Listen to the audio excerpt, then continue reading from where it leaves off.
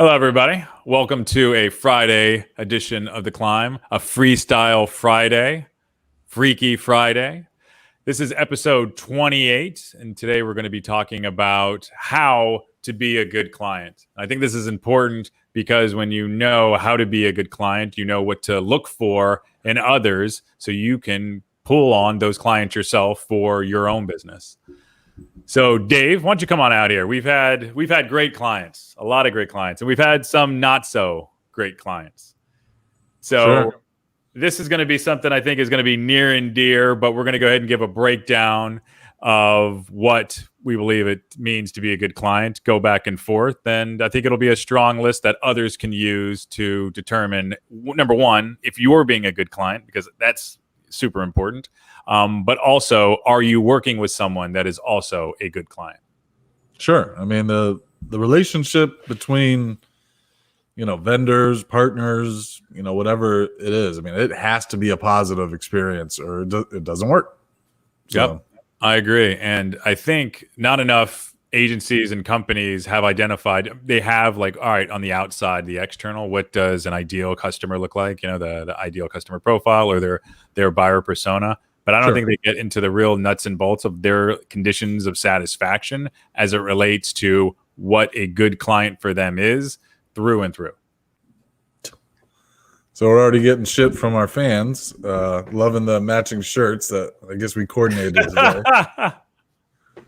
That's always great. Okay, yeah. But it was accident. There was no memo today. No memo.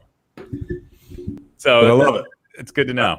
I love on a Friday, a Free Talk Friday show that we're already getting comments from the audience. So also make sure you send us your questions. Anything you got, we'd love to answer.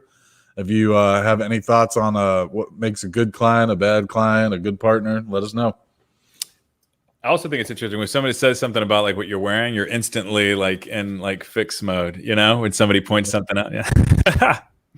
So, all right, so let's jump right into it. I think one of the most important things when it comes to being a good client is giving direct feedback. And what I mean by that is, okay, knowing what your goals are, right? So that should be stipulated somewhere else in that process. But knowing what you want and not being afraid to share your opinion on something. Worked with multiple accounts where you just don't hear from somebody for days. When it's just because you unpack it and it turns out that they were afraid that they would hurt somebody's feelings on whether it was copy, a design, or a plan of some sort.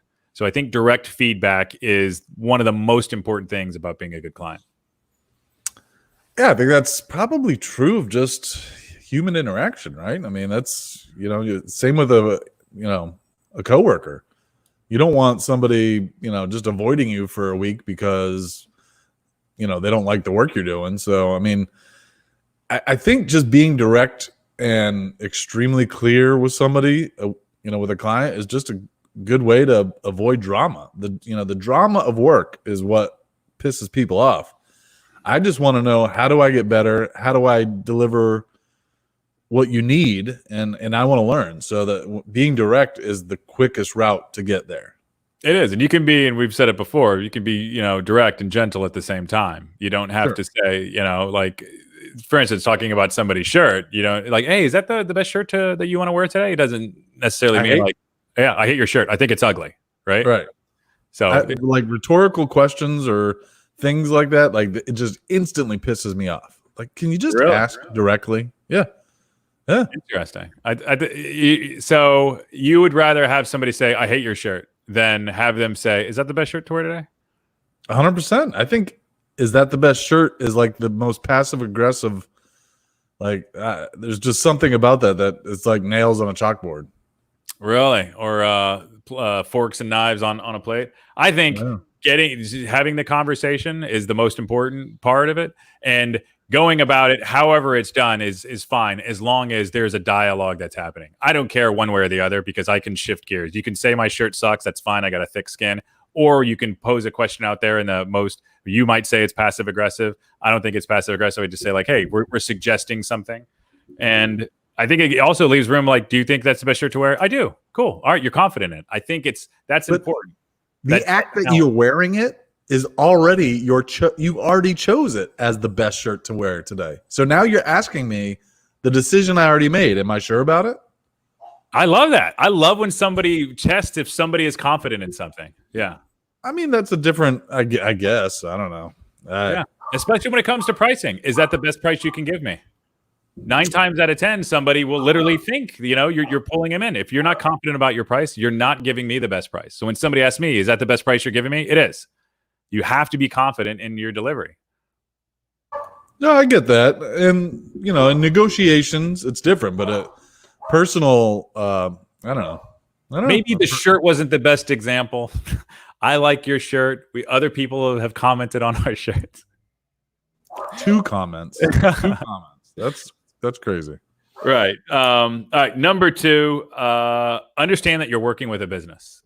I think some people think that they're working with some hobbyists or a club, and they don't realize that these people need to make a profit.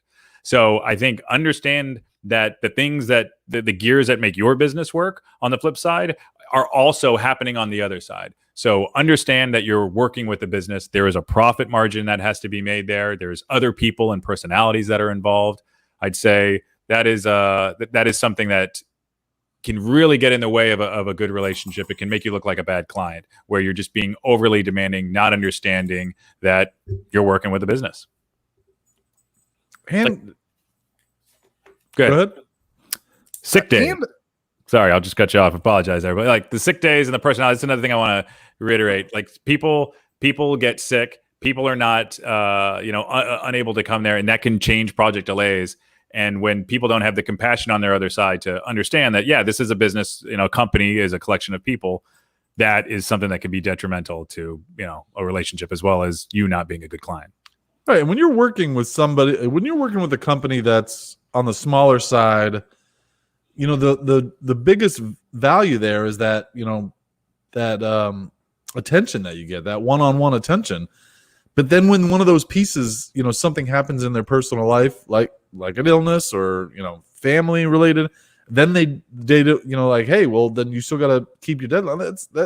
That is frustrating as hell because, then you don't have a partner, you just have somebody that's, demanding generic work from you. And it's like, if they can't understand that things happen in people's lives, then that's a good sign. That's a good number 2. Yeah. And I think also to that is on the business side, right? You have to let them know like, hey, these things have happened. It's not an excuse, sure. Right? And right. I think there's some companies where like, oh, my grandmother's died. Yeah. Your grandmother's died 10 times, right? Yeah. In fact, she hasn't been living the entire working relationship that we've had. But I think, yeah, if you're genuine and authentic about what's happened and hey, this is something that just occurred, it could affect our timeline. And the other, on the flip side, all right, yeah, we're humans as well. We get that. So, but on all that, good account management is the key to all of that. Sure. Right? So if you have lousy account managers, then all those little things are going to create the frustrating client because they're not being proactive or they're not getting that message. Most clients are going to be understanding of everything that happens on that personal level. If you have an account manager that's worth, that knows the strategies of saying, hey, I've got to get ahead of this, or hey, I need to make sure.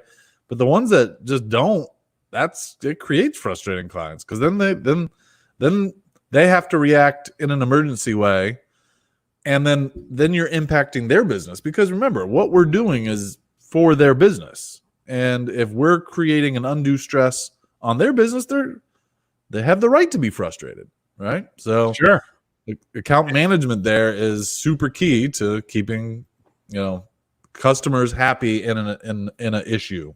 Yep, that's a great point. Account manager is the relationship manager, so it's up to them to quarterback that. And I think another sub point too, to the number 2, understanding that you're working with a business is pay your bills on time. Sure, that is important. And if there's a reason you can't pay your bills on time, then state that, like, all right, hey, we're not going to pay this on time because of, fill in whatever that blank is. So one of the good trends that I'm seeing right now that I'm very happy for is like the end of net 90. I haven't heard anyone trying to do net 90 in a long, long time. So for those that aren't aware, net 90 means you're going to get paid within 90 days of the invoice, which is ridiculous because I've got to pay employees, on a weekly, bi-weekly basis. And for them to be 90 days, that's such an old corporate thing. Some are 180. That's ridiculous. I know. It's unacceptable. It's unacceptable. And we don't accept it anymore. Net 30 max. And, but we're also big enough now to the point where we can say that. Whereas I remember when we were younger, somebody was net 90ing us, and I was like, well, we got to do what we got to do. But don't accept that. That's a great point that we should drive home. Is you should not accept anything past net 30. No, I think that's great. I know some push for net 60, and they say that's their policy. But to that, in the climate that we're in, if you're taking terms that are that date, you're gambling because some companies might not be in business. And it gives them all the leverage. All the leverage. Yep. And so much of business is about leverage, unfortunately. And you don't want to be in a position where you've given up all this service and you have no way to reclaim that value. I agree. Which brings up number 3, which is a strong point, is budgets. Knowing your budget. If you don't know your budget, that does not put the company you're working with or the agency in the best position, because now it's a guessing game. Now you can do a paid engagement where you're going to figure that out together, which is another story. So if you're being a good client, you say like, I honestly do not know. But at the end of the day, if you're running your business in such a way that you have all the dials and levers at your disposal, you should have a budget saying, for this initiative, this is how much we can spend on it. I would like to keep it at this price. If you're worried about the price difference or getting ripped off. So knowing your budget is a great way to walk into most situations when you're working with another agency. And if you have a fear of them ripping you off, you shouldn't be talking with them in the first place. So that isn't that the biggest fear everyone has? Like if I come to you and say I have a $100,000 budget, then you're going to find a way to spend $100,000. As a good salesperson, my question would be, do you want to spend $100,000 or do you want to come in less? Because some people are like, no, I have $100,000 and I want that to generate, $10 million in business. Right. I don't care how that happens, but this is all I have to spend to make that happen. What I do in those scenarios when I know we can deliver it for less than what their budget is, I say, I actually usually just offer them less. I'm like, we don't need to spend your whole budget. Save that for phase 2. Or secondly, I'll say, we're going to cover all the surprises that come up. There's not going to be scope creep. We know that there's going to be X amount of unknowns that pop up, and we're just going to handle them. And we're not going to complain about them because you've got the budget for that. Yep. And we'll just let them know. So that's a great way to build a relationship, though. When you come in saying like, all right, hey, or you can do more, right? You're saying, all right, for actually what you want to accomplish, that's only going to be 75. With this extra 25, we can actually do this. Like that's a true winning relationship. Yep. Nobody likes to be nickel and dimed. So if I'm constantly having to come back to you with, well, that's going to be 500, that's going to be 2,000, then that's annoying and it's going to degrade the relationship. And then nobody wants to feel like, I hate wasting time on having to like come up with proposals and stuff. And if every time something new pops up and I'm like, hey, can you approve this? Can you review this? Do we have this scoped correctly? That's a waste of time. So it's you gotta be easy to work with. Yeah. In the scope creep era. I mean, we just kind of assume there's going to be scope creep. If you go into a project and not assume that, you're setting up yourself for frustrating talks with the client. Yep, I agree. And I think a good sub point to that is being comfortable talking about money. That can be a very weird situation in that relationship. So when talking about budgets and be like, okay, this is how much we're going to spend on that. I know with our clients, we always try to find them the best pricing. We're transparent based on the pricing. There is no shadow games. They want to see time reports. We're sending those all week long, which creates a platform that we can talk about spend all day long. Like, all right, you want to buy placements, and on that site. Okay, that's going to be a $25,000 a year contract. We're looking at 3 years, and we can just rattle those things off, not trying to figure out the best way to go about it. Right. All right. So we do have a question from the audience on this. Okay. From Brandon, if the budget given doesn't meet the expectation by the client, what's the next conversation? you have to figure out why the budget didn't meet that expectation. So if what are we, what are we trying to determine here, right? So if they if they've given a budget that's too low based on what they want, the conversation there is your goals do not align with your budget. And at that point, how can we realign them? For instance, somebody comes in like, all right, I have $10 and some Tic Tacs, and I want to create, multi-million dollar, lead response.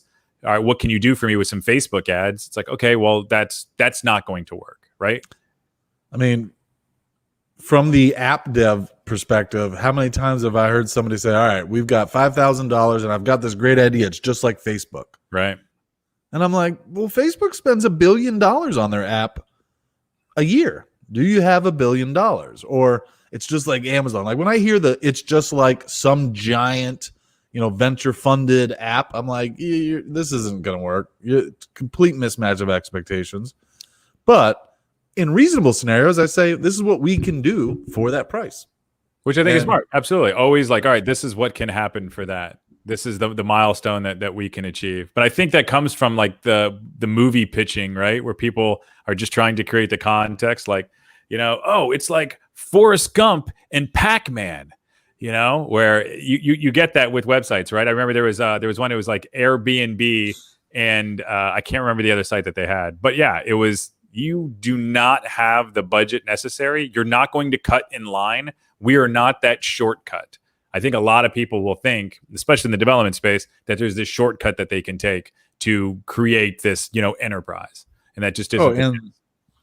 And how many, like I've had to live through the era of equity. Like when I was younger, there was a startup, and everybody was chasing a startup, because you had these success stories left and right about, AOL employees retiring multimillionaires just because they had some shares, like all these, like a landscaper being a billionaire, or like a massage therapist for Google is like a billionaire now because she got shares at the beginning of.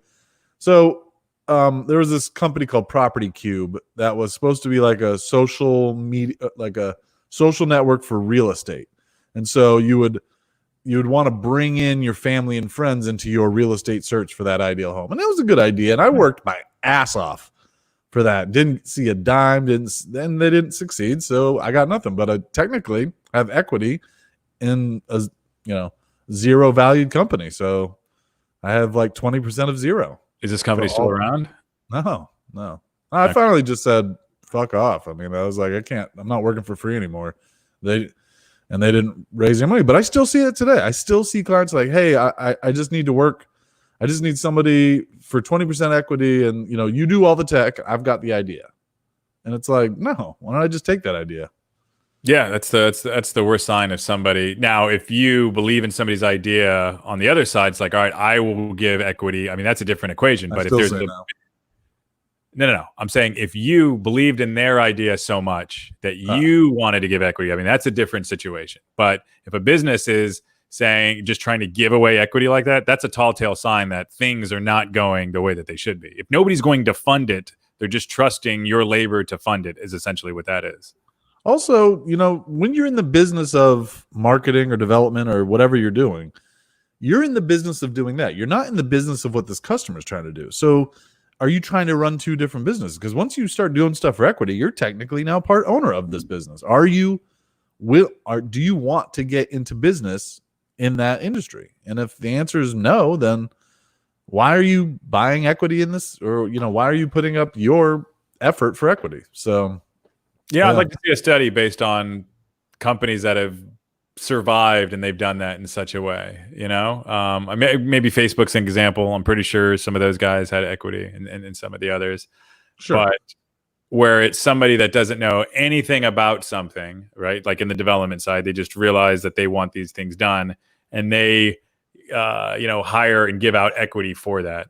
Yeah, I don't know of too many cases. I guess you could say Apple to some extent with Steve Jobs and Steve Wozniak.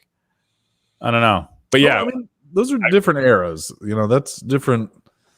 I don't know. The internet's too saturated now to But those are just like two examples of like billions of failures. I mean, there's tons of those. So I think it's, if you really want to take the risk, I think it's a great experience though for a lot of people earlier in their career to realize that the stove is hot. I've been burned in those same scenarios where it's like, oh, hey, there's this great idea. And then the thing I realized is I'm trusting that everything is going to go right based on things that are completely outside of my control. And to me, that's where I was like, yeah, this equity situation doesn't make sense. Nope.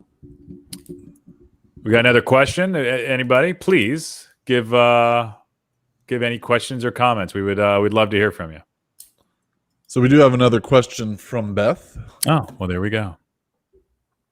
When is enough enough? When do you cut your losses with a bad client versus continued failed attempts to please them?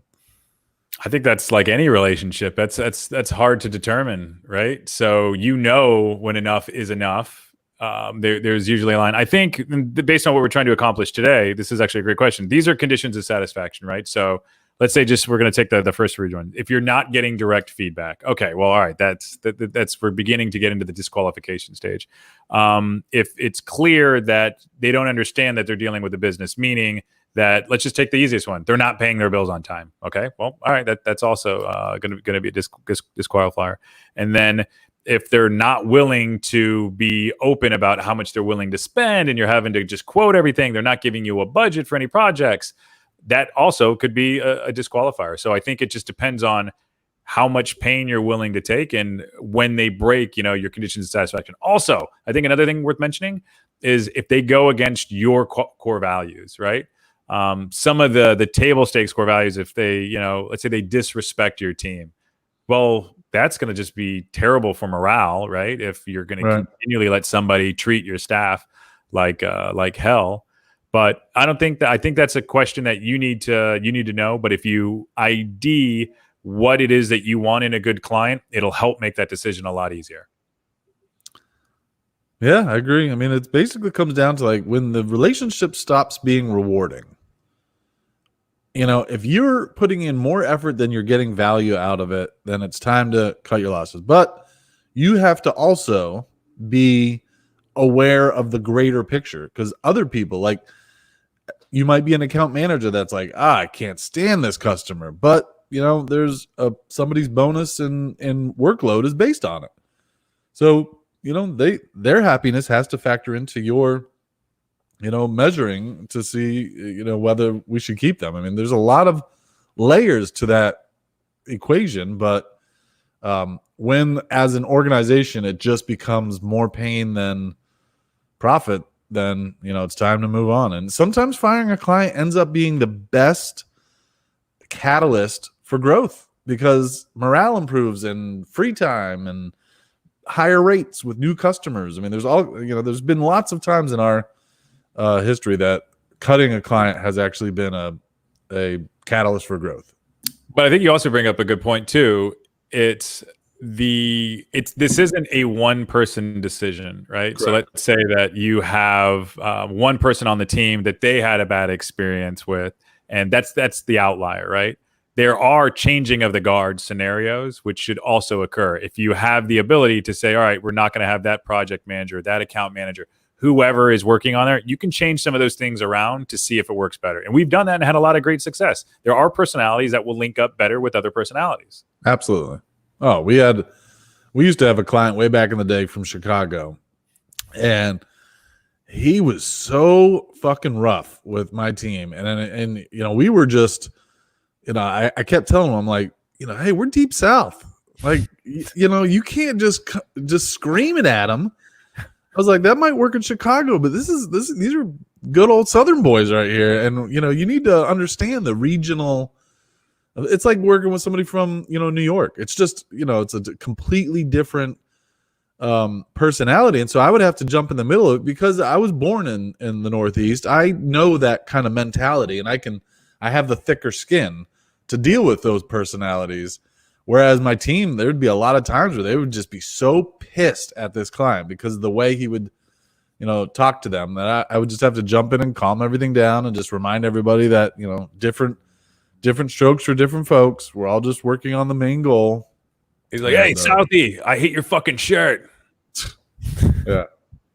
No, I agree, and I've had to do that as well. And that's what I'm saying. I mean, with the respect, though, whether north, south, east, west is respect, right? Sure. It's all right, and you still want to go about your work and get it done the right way. I remember there was a client that was Angela, actually, who somebody I didn't give credit to last week. She also used to handwrite or earlier this week, handwrite my notes as well before my wife was. So longtime employee, great person, great friend, great handwriting too. But anyway, there was an instance where a client literally just unloaded in an email, and I had to jump in and say, like, all right, hey, look, you can talk to me that way, but you cannot talk to anybody on my team that way. That is not going to happen again. And at first it was a little bit contentious where he said, well, then I don't think we're going to be able to work together. It's like, no, all right, well, it's fine. I mean, like I said, you can talk to me that way, but you're not going to talk to anybody on my staff that way. And we were able to continue the relationship and soften things up. And I just think at the start, he was a little bit gruff, but we also had to set the expectation of this is how this is going to work. Because if we wouldn't have, that would have continued and just burned. Nobody wants to go into work and be treated like shit. No. I have a similar story, and somebody sent us this nasty message, just full of the curse words and just F-bomb and this and that, and it was in a public project management system. The whole company saw it, and I just called him up and converted him into an actual spend. He ended up spending more. And I was like,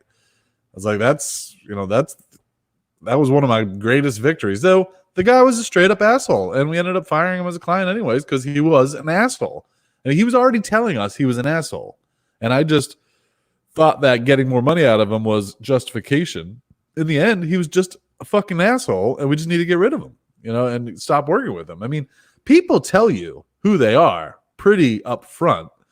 And then so from that moment on, it's just a balance of risk versus reward. I mean, are you getting enough out of the relationship that you're putting in? And if that comes way unbalanced, you've got to cut them. Yep. I mean, I'll deal with some real straight up assholes if they're paying me $1 million. Yeah, that was a good playing client. That's why I said, yeah, you can talk to me that way. That's fine. I'm not going to make it mean something, right? It's just like, okay, he's communicating. If there's a message in there now, if there's no value in the message and it's just being mean to be mean as in a bully, well, all right, we're not going to get anywhere. And you can't take everything personal. I mean, this is business. People are going to say shit, emotions. It's their business.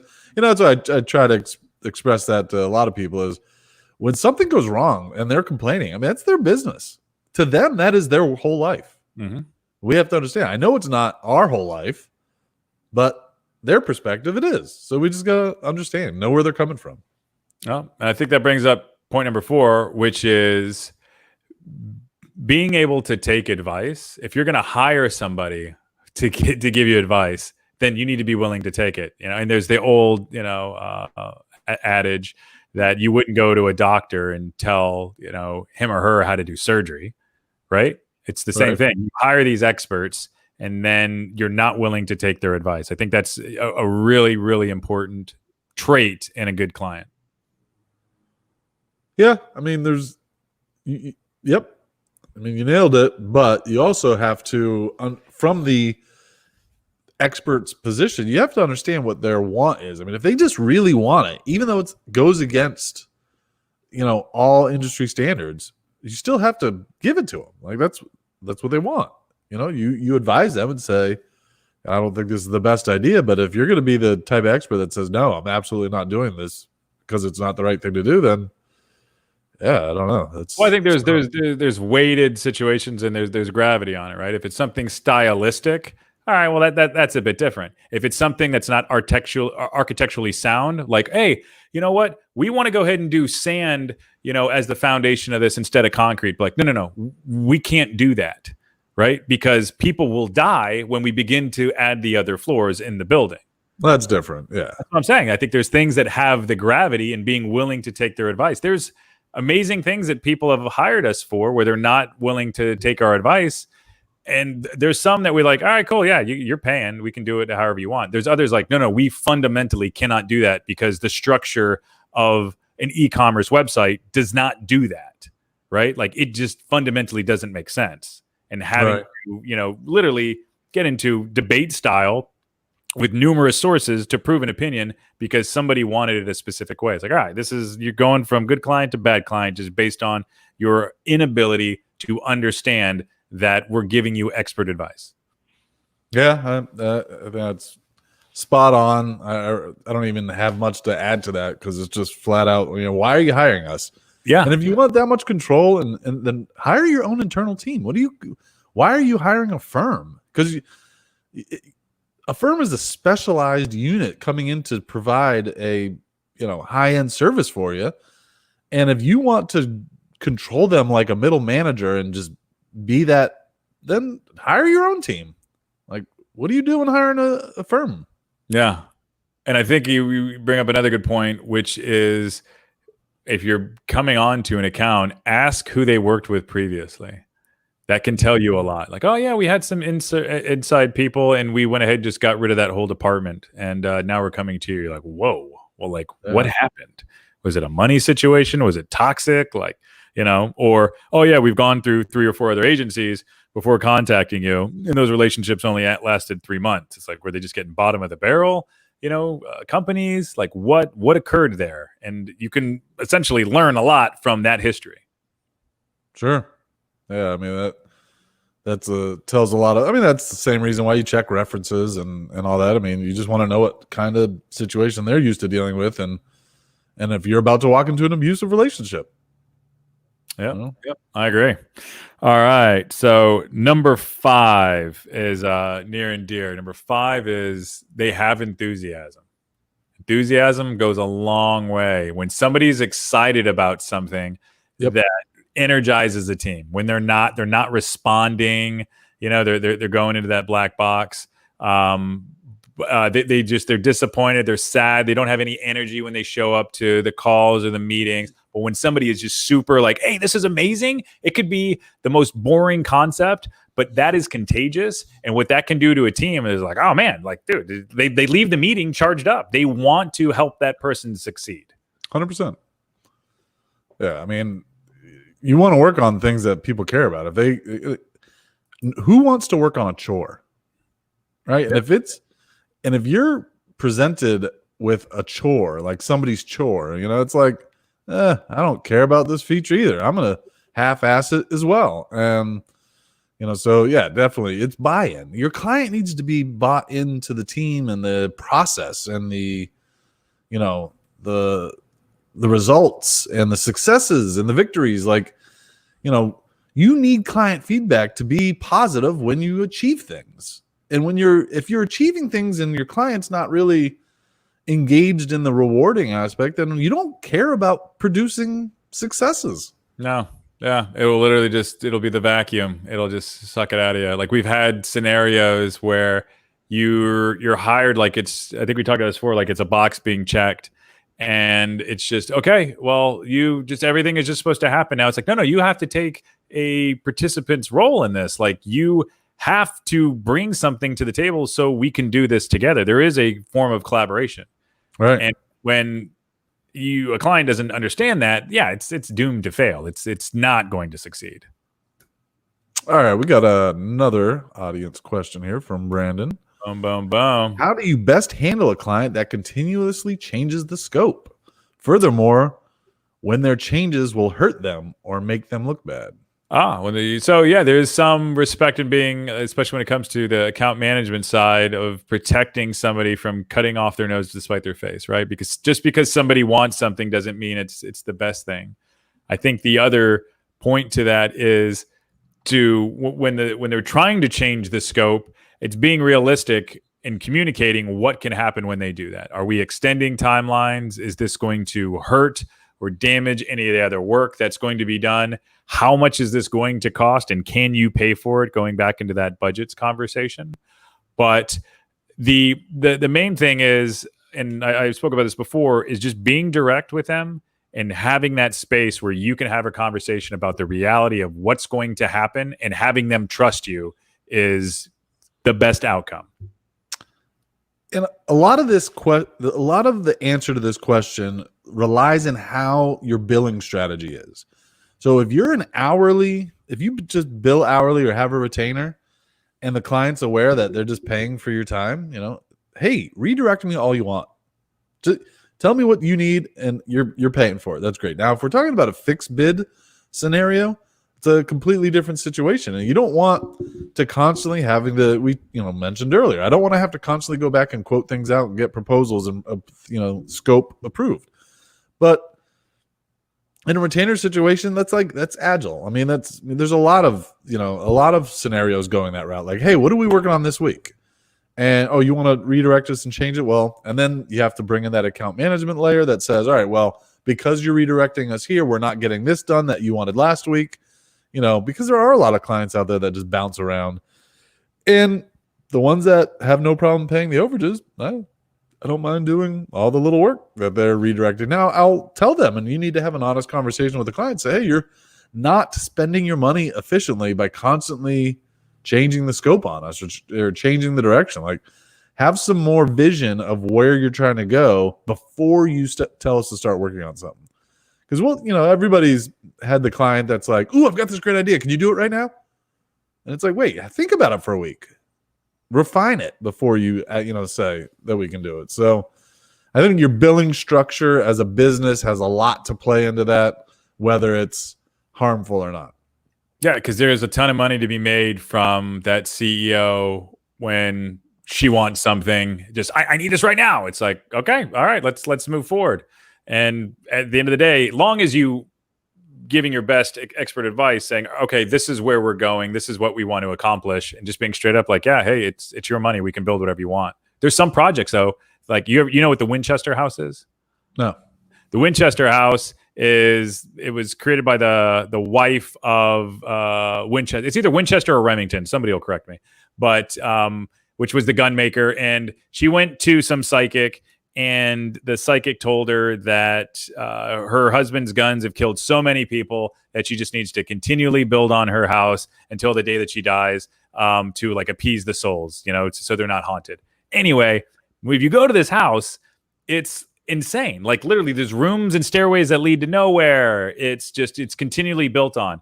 I've been on projects that were like, all right, we're just building the Winchester House, or I say the Winchester, it could be the Remington house, because there are things that are going nowhere, but it's either some stakeholders just want some type of stimulation, or a CEO that just has an idea. And even if it fails, they're okay. They're like, yep, we did it. That was their goal, to just see it through. And you're like, all right, that's sometimes the role that you have to be in to be the good agency to the good client.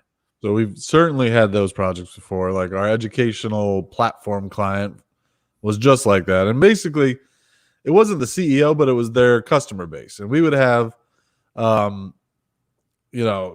customer requests that flow in, and we had to chase down, and we had to build out every customer request that came in, even though it didn't.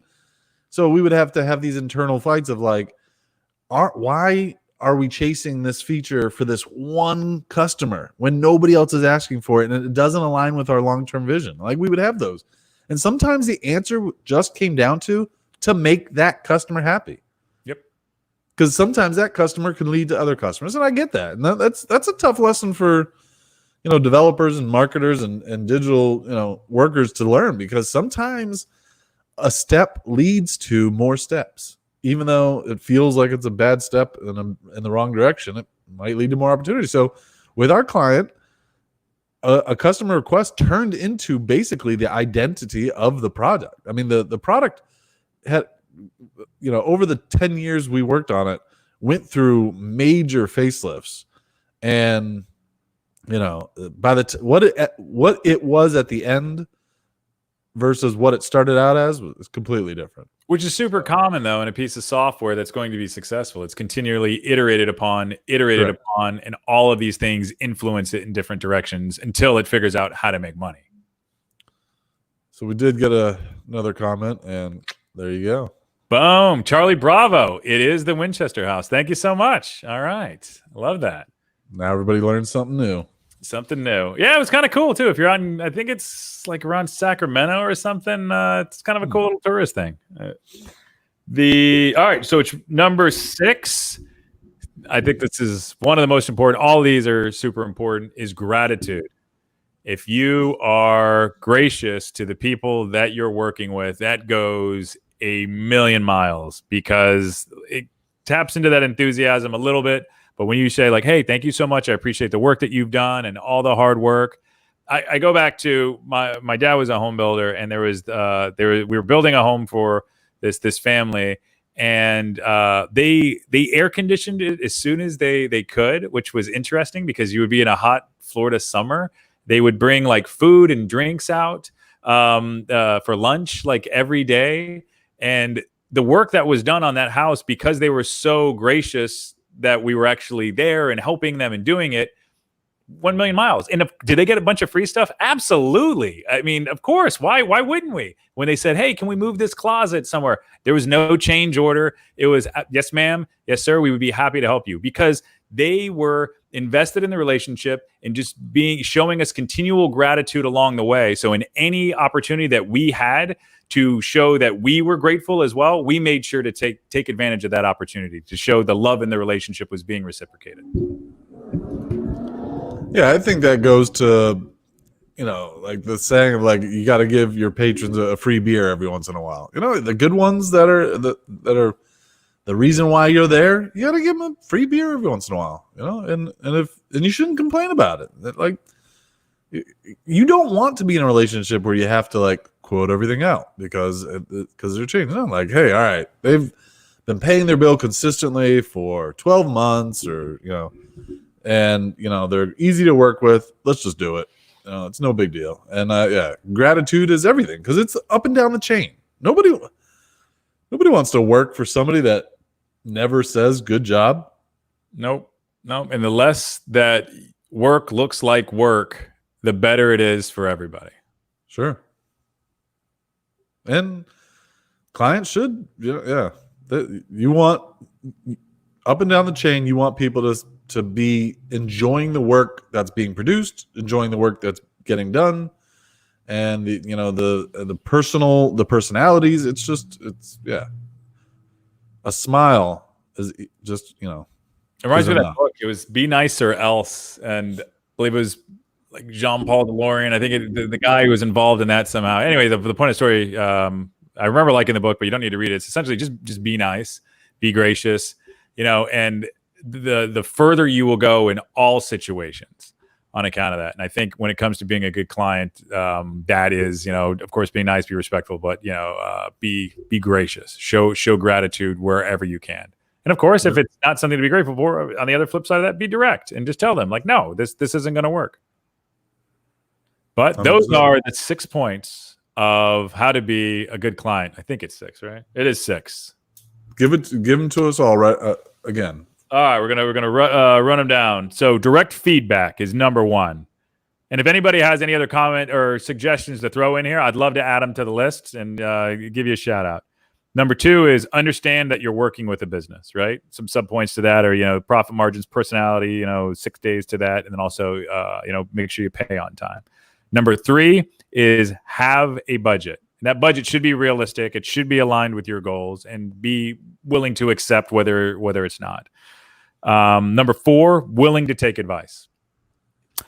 Number 5, have some enthusiasm. Be enthusiastic. Show up. To the meetings. Want the project to succeed.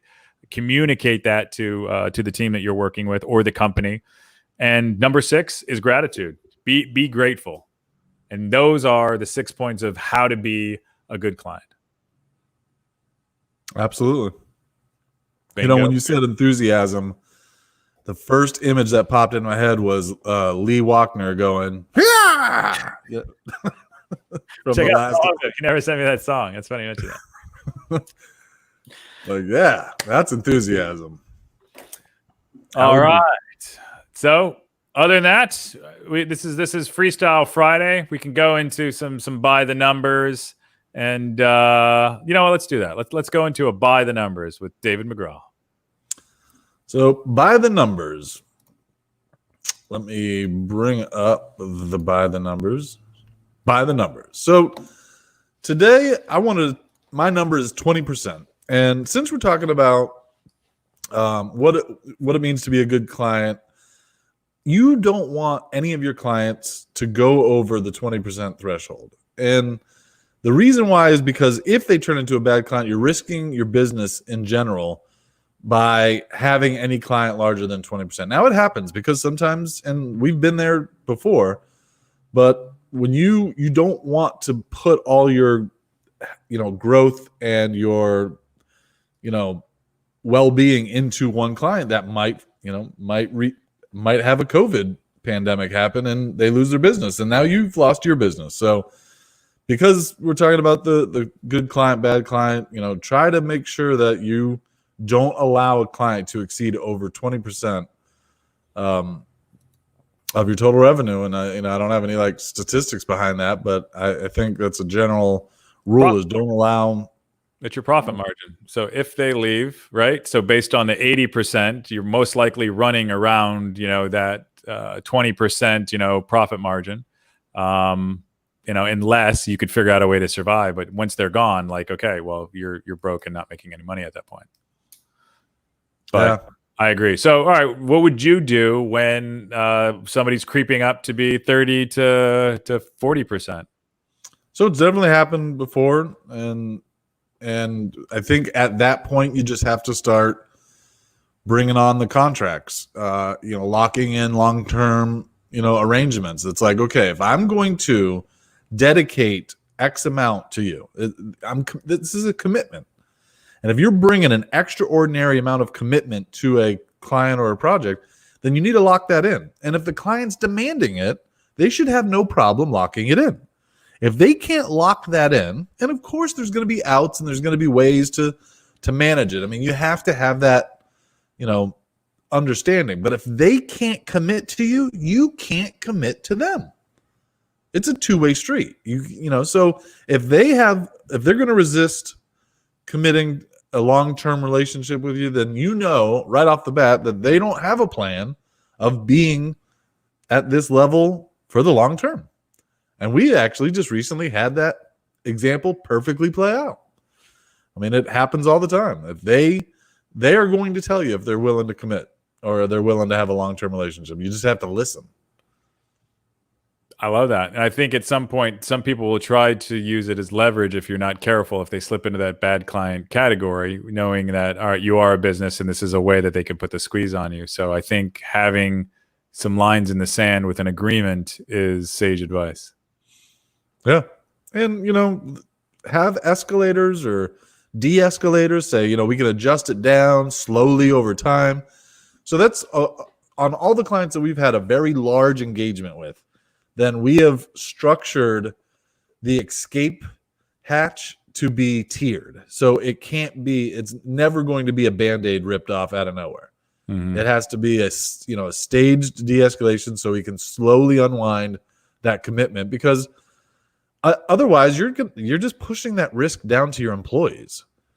And because if a client can just rip the Band-Aid and just rip that revenue out, then that means I got to do the same thing to employees. And that's unfair. So part of, protecting your employees from bad clients is our job as, people that are running businesses, is we've got to structure deals in a way that we're not going to just out of nowhere fire 3 employees. And then the rest of the team sees that and then goes, all right, management kind of sucks, and so it's our job to protect from that, so you don't have any, crazy disruptions. But it happens. It still happens. A lot of traditional agencies, when they lose accounts, they just literally, all right, bigger agencies, we're going to shed 120 staff because we no longer have, that account, right? Something the size of, it could be Coca-Cola or large grocery stores. And I've seen it here locally. That's how everybody doesn't that feel like that's how everyone's operating? I mean, we have employees that have war stories from scenarios like that, and I remember when I was interviewing them, I gave them the commitment. I was like, that'll never happen here. We'll never touch some wood. What's that? Touch some wood. Yeah, there you go. Yeah, I love that. Yeah, was it Fievel, that never say never, or something like that? I don't know. You remember who Fievel was, right? Yeah, the little mouse traveled on the boat. Yeah, little rat. I think he was the one that said never say never.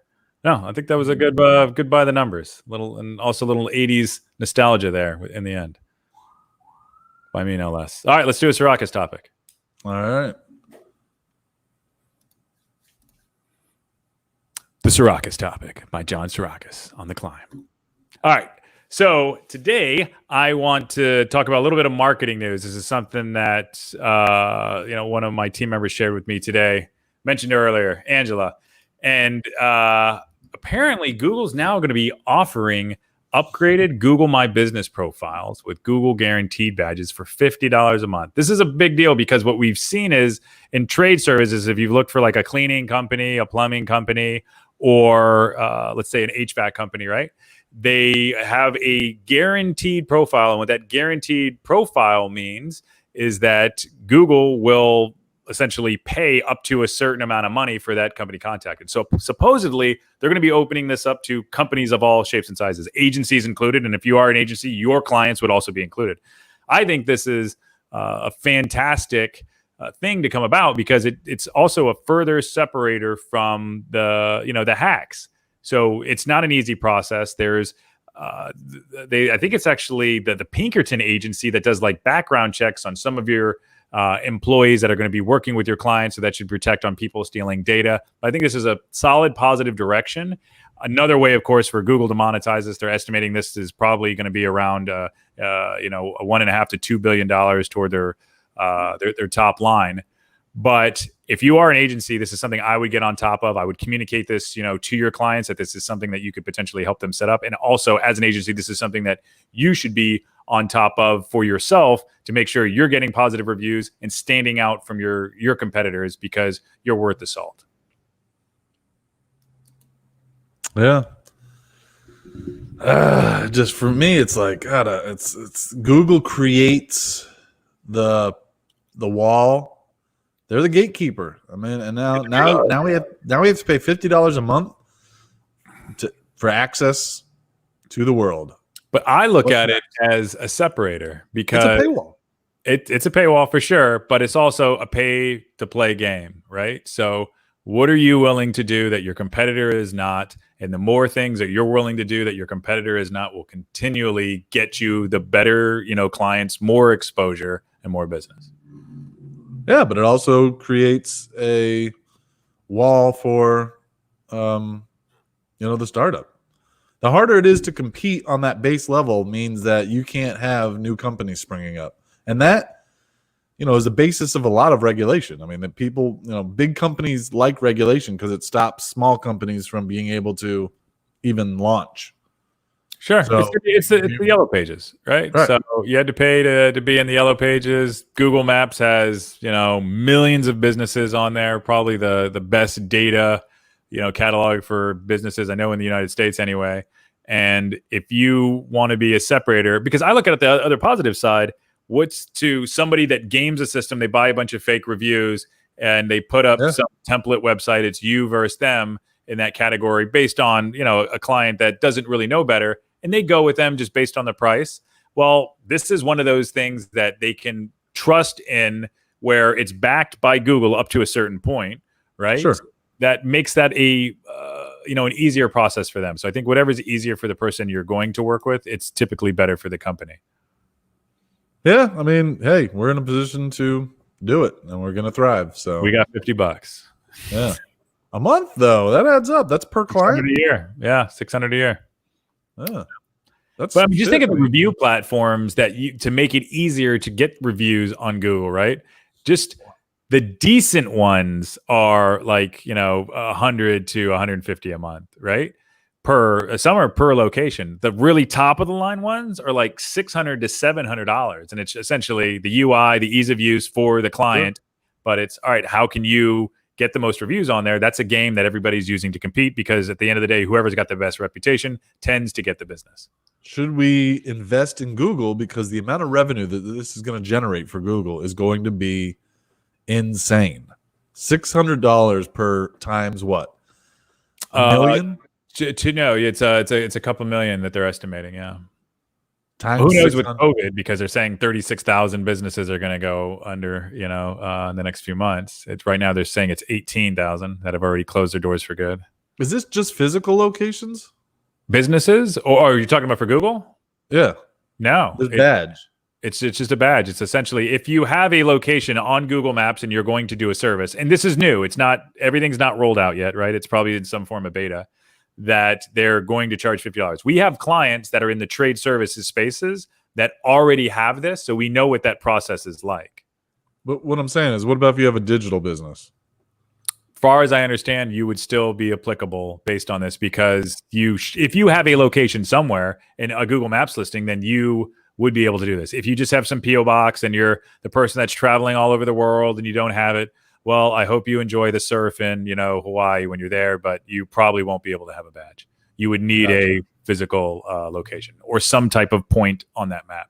And who knows? They might expand that further, right? Based on the world traveler that lives everywhere, but somewhere. I'm just thinking for just purely. So I mean, if you've got a Shopify site and you're selling globally, you have a PO box, but that's not going to really help you here because you're only talking about Google Maps, and people aren't going to Google Maps to look for an online. It's mainly based on like local services. Correct. Right? Okay. That makes sense. Yeah. So you wouldn't use that for anything outside of a specific, geo, right? Right. And I don't know what it is. It could be 30 miles, 60 minutes. Maybe there's different delimiters, and they might break it down. For instance, like auto dealerships might get one versus jewelry stores and cleaning companies get others. Like if we did it for Oyova, that's not going to help us get a client in Colorado.